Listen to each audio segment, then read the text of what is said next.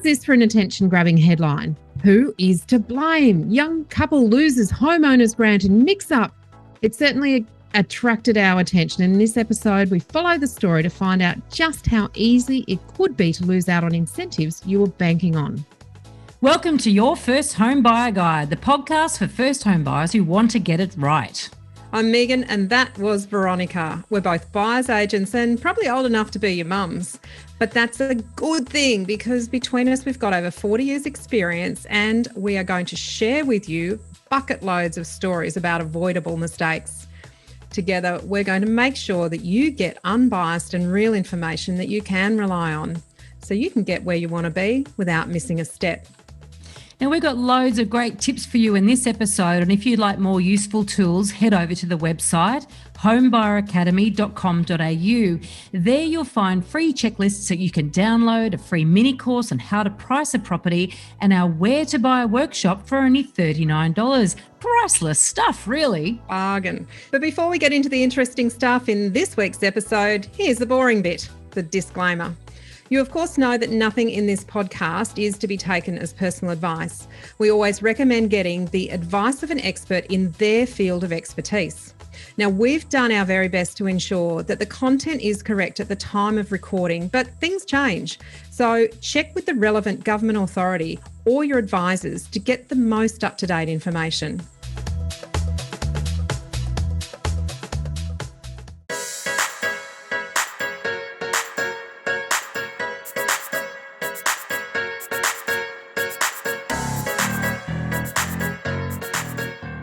Today, we're talking about one risk around first home buyer grants that is not talked about very often. The story we're following is sad, not only because these first home buyers lost out on a $15,000 grant that they thought they were going to get, but because they were relying on what they thought was to be expert advice along the way. So what went wrong and how can we learn from their mistakes? But before we get into that, as always, Megan is sitting in front of her rather unusual building. It's not her home this week because there hasn't been There's any no progress. But this For those who are following along, my house is being renovated, but at the moment all it has is a skip bin out the front, so nothing to report so far. I think that would have been interesting, you doing an episode sitting in front of a skip bin. However, instead, what you're doing is sitting in front of a building that looks like a giant, I'm not quite sure, fly. It actually looks like a giant fly. It is a giant fly. As in a zipper fly. This is the US company Talon Zippers. So they have had a building created. It's obviously two structures that come out of a single structure at the bottom and a lovely sort of superimposed zipper that looks like you could just zip the buildings up together. So some really, really interesting architectural elements there. And I love the play on using, an aspect of their building or their company to create something really interesting. Another one of those buildings, Veronica, that would not resell easily. No, unless it was to another zipper company. Unique. It's I'm just not a fan of these type of buildings, but I know you love digging them out of the internet. Fascinating. All right. Well, talking about zippers, you know how we like to pull apart a bad news story. Let's crack into this one. Yeah, well, we have another one today and we'll include the link in the show notes so you can actually read the full article yourself. But at the beginning of the story, it was claimed that they engaged experts to help them through the difficult process of buying their first home. Now, stick around because this is only one part of this story that has us really intrigued. So what happened? Okay, well, to quote the article, the young couple fell in love with a 4-bedroom, 2-bathroom property on Queensland's Sunshine Coast, and they bought it for $540,000. And it was advertised as brand new, which meant that they could get the first homeowners grant, right? So under the rules of the grants, that has to be brand new. And first owner. That's it. And from what we can work out, the builder told them that the house was brand new, and I think that they probably saw it even being built, perhaps. Which, given that he was building it and they were going to be the first people to occupy it, seems completely and utterly reasonable. Seems straightforward so far. So they decided to, and I quote, pay a little bit more than we wanted to, but we're banking on the first homeowners grant in reducing the cost by $15,000 for us. Challenge number one there. Yeah. Look, I'm not sure if they meant they went beyond their budget in paying a little bit more, or they paid more for the property than they thought it was worth. But it's clear that they felt that they could pay more because of the expectation of getting the $15,000 grant, Yeah. which in itself is a problem, really. Well, it is, isn't it? Because you're thinking, well, they're going sort of beyond their budget because of free money from the government. And you can understand then why grants push prices up. Because if people Absolutely. go, And oh, we've it doesn't done matter. so many episodes on this. Yeah. I don't have to negotiate too hard because it's all right, I got extra 15,000, it's free. It's not really mine. It was given to me. I'll get a little bit. Oh, it doesn't matter if I pay anymore. Well, it does. And also it kind of worries me that they were stretched so far on a purchase. It doesn't sound like there was any kind of buffer left there. No. So they've gone and done that. They've stretched themselves. They've bought this house. They understood it to be brand new, which meant that they were going to get their grant, but big fat but. The Office of State Revenue rejected their application and 2 subsequent appeals, eventually placing the blame for this mix-up squarely on the builder. Now, that's in the article. So what went wrong? That's a quote. What went wrong? Well, this is a technicality. And this is where, consulting the right people at the right time is really important. The builder bought the block of land from the developer on what's known as builder's terms, meaning the payment for the block is not due until the home is built and a buyer signs a contract. So they're sort of, they're not paying for the land until they've actually got a buyer for the land and the house. It's very common. This is not something dodgy or anything like that. This is a common practice for builders to do in conjunction with developers. So he was actually the first owner of the house, and technically by law, we were the second, was the quote from the purchasers. Can you believe that? And it's reasonable to assume that would never be the case. Absolutely. And I just, it just defies. So this house, so let's talk it through. So there was a piece of land. Had the builder bought the piece of land, built a house on it, and then sold it, no problem. The Office of State Revenue clearly defines that as the purchaser of the property after the builder has built it being the first owner of the property. But this appears, and this is something I've never come across before, Veronica. I don't know if you've come across it before, but in terms of interpretation of what constitutes a first home buyer, it is the builder who is deemed to be the first buyer of the property because he didn't buy the land and build the house on it. The developer essentially sold the house to him. Yeah. Through him. Yeah, it's weird, isn't it? It's weird. Totally weird. It's obviously a technicality, and I can no one had lived in the property. No, and I can so understand how a lot of people involved in this would have absolutely inadvertently got themselves into this pickle because they just didn't know. And you would assume it's such a classic, you don't know what you don't know, right? Yes. But see, this is the thing. This is where I think this is probably more interesting, this particular episode. Well, this is particularly interesting mainly because it's one of those, well, there's an anomaly. There's something really unusual that you need to know if you're buying in this circumstance. It's not only what you need to know, Veronica, it's what we always say. You need to continually ask questions about what you don't know. So I guess, one of the good things about this episode is make sure you dig a little bit deeper and understand a little bit more rather than just assuming that what someone tells you might be, in the eyes of the law, the correct thing.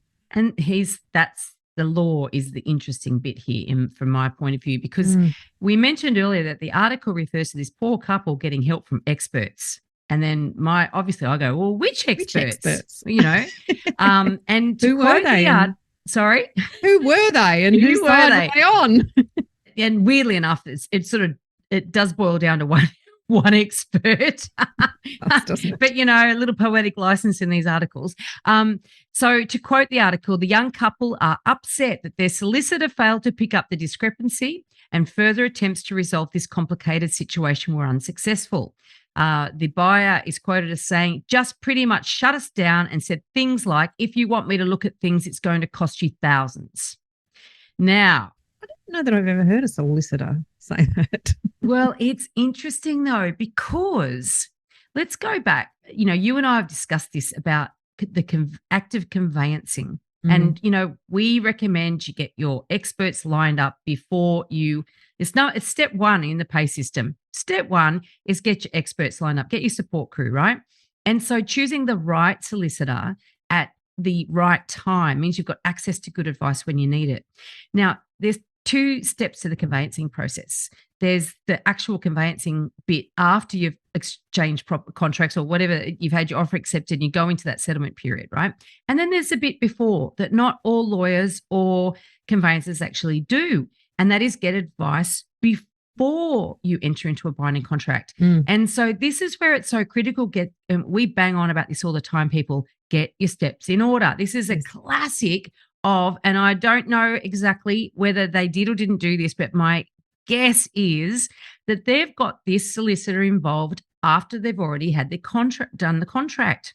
Possibly. And the other hint I think is there, Veronica, is referring to it's going to cost you money. Yes, it is going to cost you money to get good advice from experts who know what they're talking about. And if you are ever buying something off plan or something that has some intricacies or some challenges, you want to be paying good money to somebody to stop you from entering into or being bound by a contract if there are things that need to be found. So you actually want to spend the money to make sure you don't misspend the main money, which is the whole purchase of the property. So potentially, they could have, I'm not sure that advice would have cost them $15,000, but not getting the advice cost them $15,000. Yeah, good point. But it wouldn't have gone anywhere near $15,000. No, in fact, in Queensland conveyancing is probably around $1,500 for the professional fees and then the outlays on top. So, but this does get to an important point though, getting advice before you commit. And a lot of people don't do that. And they don't realise that they don't do that because they don't know what potholes there are along their pathway, right? So my guess is that they've got this conveyancer organised after they've committed, which means they haven't got advice beforehand and what clauses to include in the contracts. And we've done episodes on this before, particularly that couple the sunset clause, that episode, if you can remember back to that one. They changed a clause in the contract. My guess is they did not get legal advice on that, or didn't really understand the implications of it because it was they thought it was in their favour and it actually ended up being in the builder's favour. Anyway, that's not. We are going to do an episode next week, Veronica, on different conditions in private treaty negotiation. So that'll be an awesome one. Absolutely, very, very important stuff. Anyway, back on track. Yeah, back on track. So the other expert that I think is sort of alluded to is the sales agent. Well, let's face it, sales agents are not experts that buyers should be relying upon. No, they are representing the seller. They are not representing the buyer's interest. They're there to sell the property. So the real estate agent, which in this case was Harcourt's Caloundra, were also caught up after advertising a property as a new home when in the eyes of state revenue, it had already had a previous owner.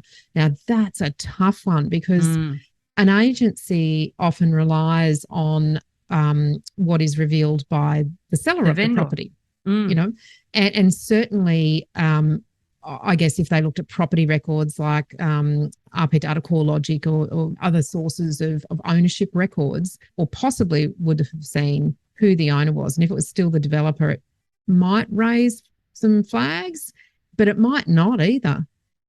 I don't think it would. I actually, potentially it is a case of false advertising and that might be, where it ends up. And I could certainly see however, this could have been a really easy mistake to make. Yeah. Because what's the definition of brand new? And there might be a definition of brand new that works in one application, but from the Office of Fair Trading or the Office of State Revenue's definition of brand new could be completely different. So I'll give you an example of that. The Foreign Investment Review Board, if you're a foreign purchaser of property, the definition of new is actually different to the Office of State Revenue. So the developer of the property can actually rent that property out for 12 months and still sell it, and that foreign buyer can still have that considered as a new property under Foreign Investment Review Board criteria. So that's two really, really different scenarios of what is considered brand new. And potentially the tax office too, that'd be another whole scenario for the depreciation. And so, and this is the thing that, agents aren't experts in this area of taxation and stamp duty and homeowners grants. They're not. So, I mean,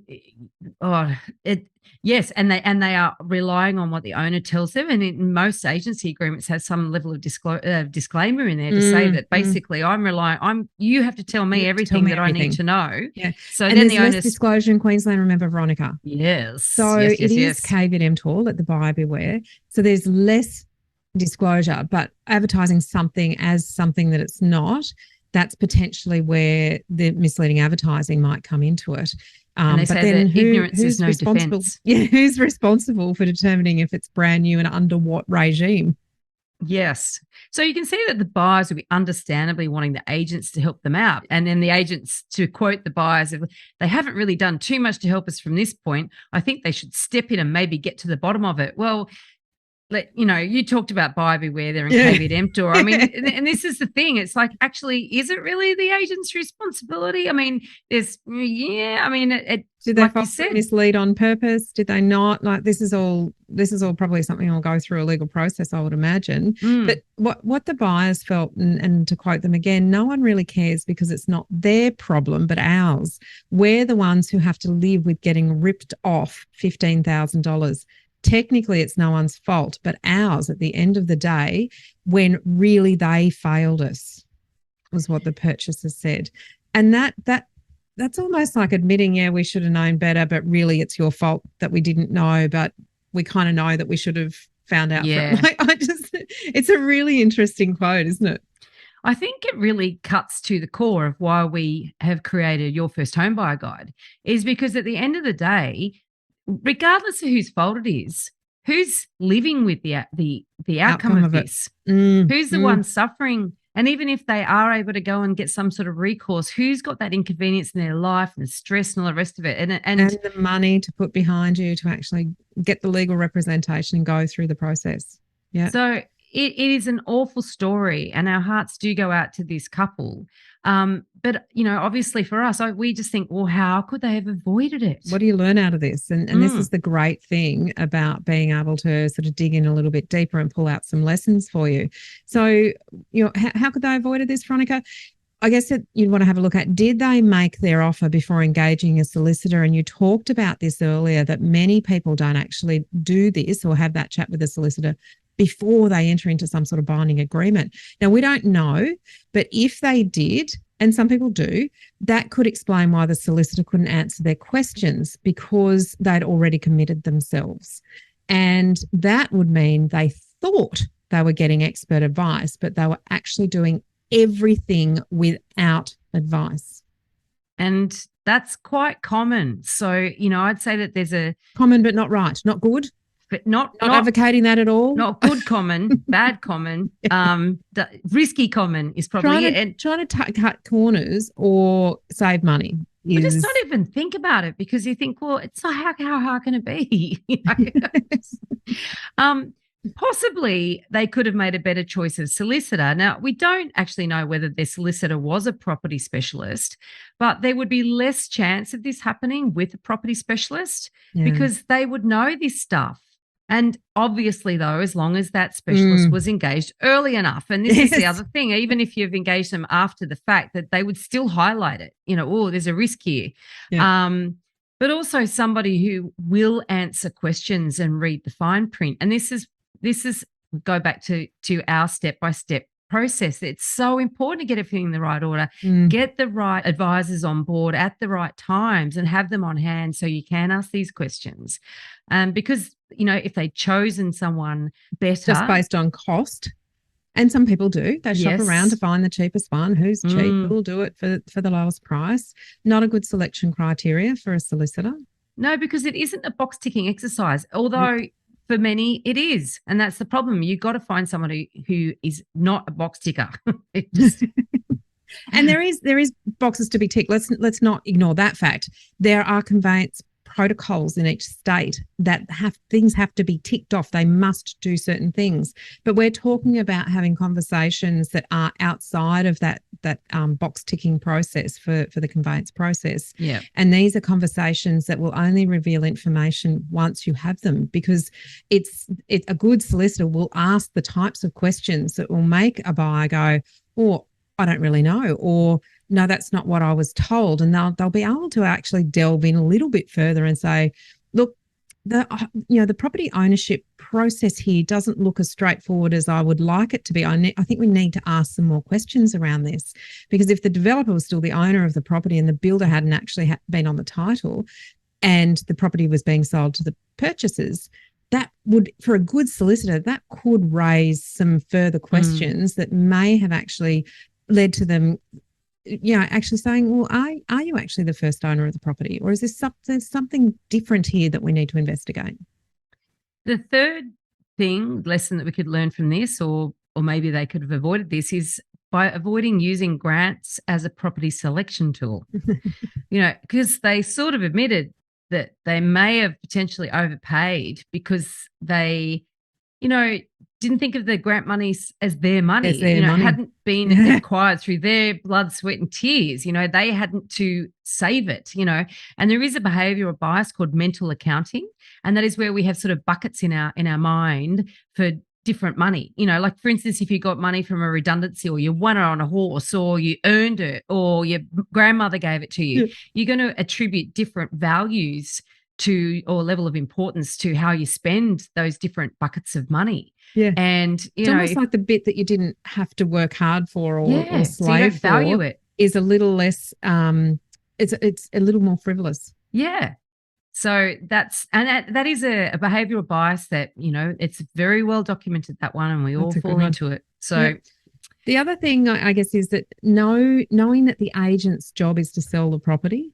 It's not to give the buyers all the information that they need in the process. It's just not their job to make sure you're qualifying for grants. Now, they could make statements around that, brand new. They were told it was brand new. They probably watched it being built. It certainly looked brand new, but you wouldn't even question it, would you? You wouldn't, no. But then this whole technicality of the ownership transfer process, that is certainly not the agent's job to inform a buyer around.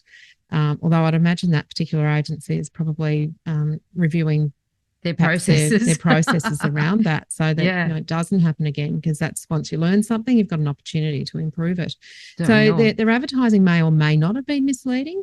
The house was literally brand new in all respects, apart from how the Office of State Revenue viewed it.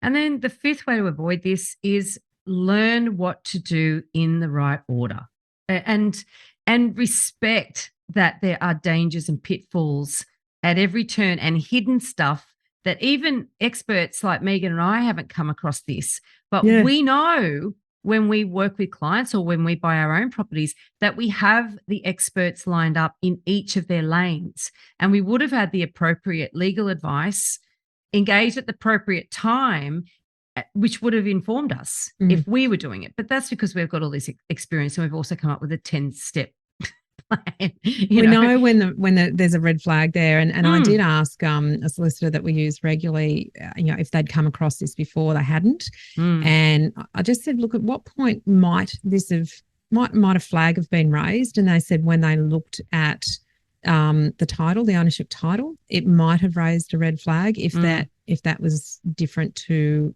but other than that, they couldn't really categorically say, apart from if it was still in the developer's name and not in the builder's name. Yeah. The title. Which you would expect that would be the case, because the builder hadn't settled on the property themselves. So transfer hadn't gone to the builder, that's the stickiness. That's where it all came undone.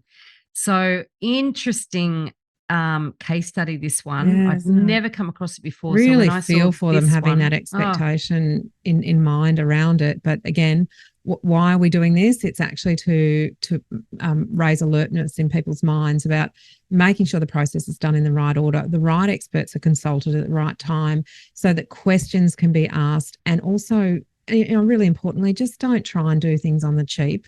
The cheapest person isn't necessarily going to be the one that asks the right questions. And if it costs you a couple of extra $1,000, it's better than losing $15,000. Ouch. In this episode, we've covered a very small part of our 10-step online course for first home buyers. If you would like to learn more about the process and how to buy without making a mistake, then head over to our website, www.homebuyeracademy.com.au. Don't forget to subscribe to the podcast so you won't miss an episode. And if you like what you've heard today, please give us an iTunes review. 5 stars would be wonderful. It will help others find us as well. Thank you for joining us. We hope you found this really useful. And if you have, please share the love with others who you know are in the same boat. We'll be back next week with some more priceless stuff.